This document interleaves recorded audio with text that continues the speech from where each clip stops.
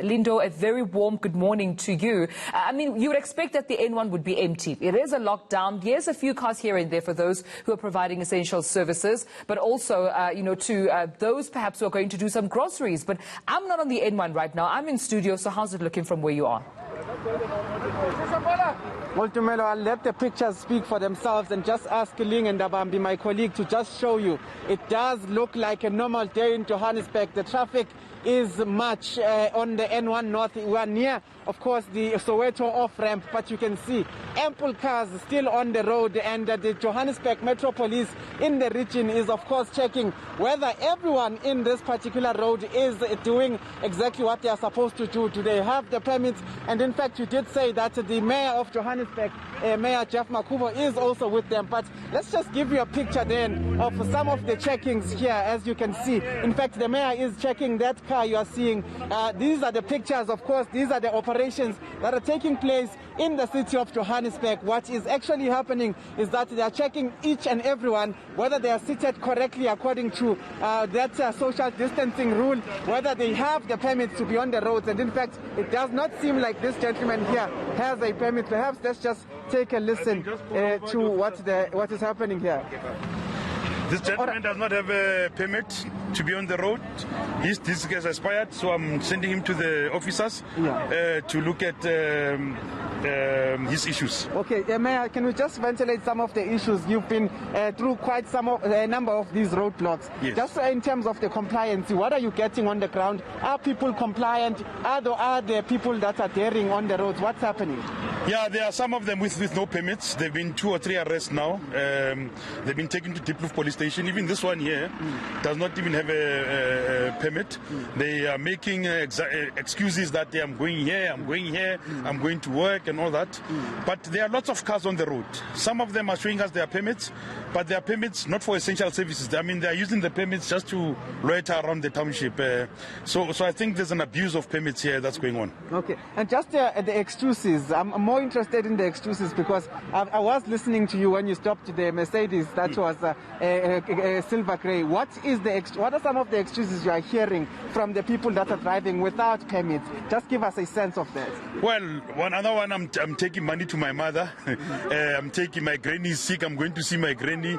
You know, those sorts of excuses. I'm from the shop at Southgate because in Lindokuhle it's full.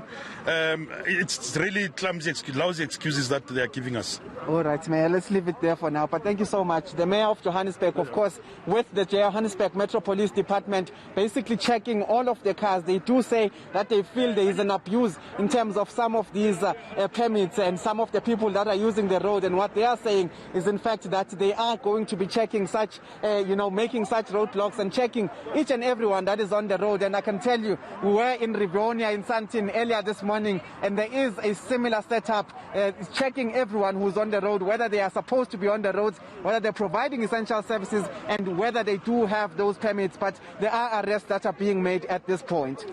Yeah, Lindo, I mean, I appreciate the picture, and I think let's keep it that way, the picture you have on there now. And to me, the reason I say this is that you remember the other day, I think it was the first day of the lockdown. Right. We had a roadblock kind of scenario with Barry Bateman on the N1 towards Polokwane.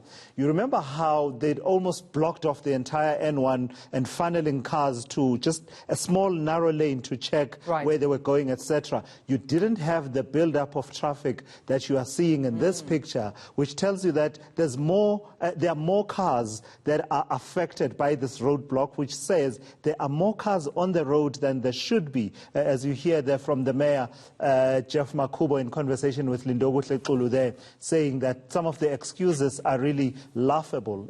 People, coming up with all sorts of excuses. Lindo, quickly tell me about what you are witnessing in as far as public transport is concerned, what taxis, are looking like, because this morning we have this debate about the relaxation of some of the rules around the lockdown.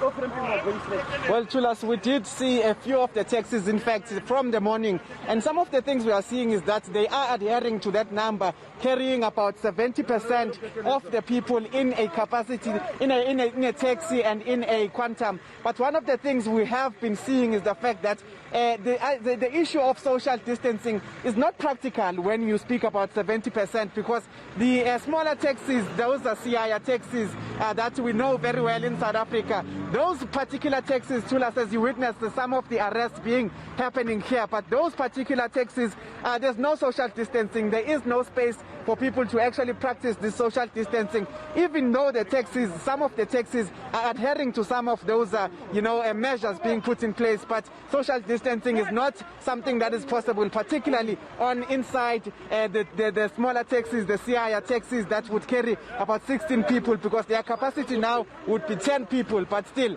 there's not enough space for them to actually practice that social distancing. Lindo, let's keep you on for a while. I mean, are you able to establish what that gentleman is being put in the car for, and let us hear a little bit of what's happening around that scene that we are seeing right now?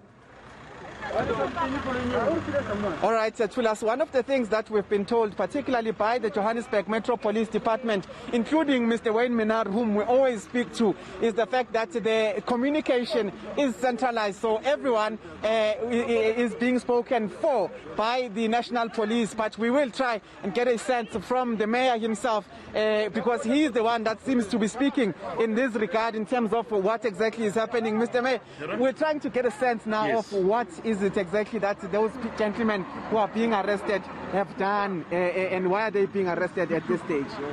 Well, I'm not sure about this one, but this one, he's on the road illegally. He's with his girlfriend here. I don't know where they are going. Now, we're trying to send a message that if you don't obey the regulations are going to be enforced. So they have been taken to Diepkloof police station to be processed. Okay.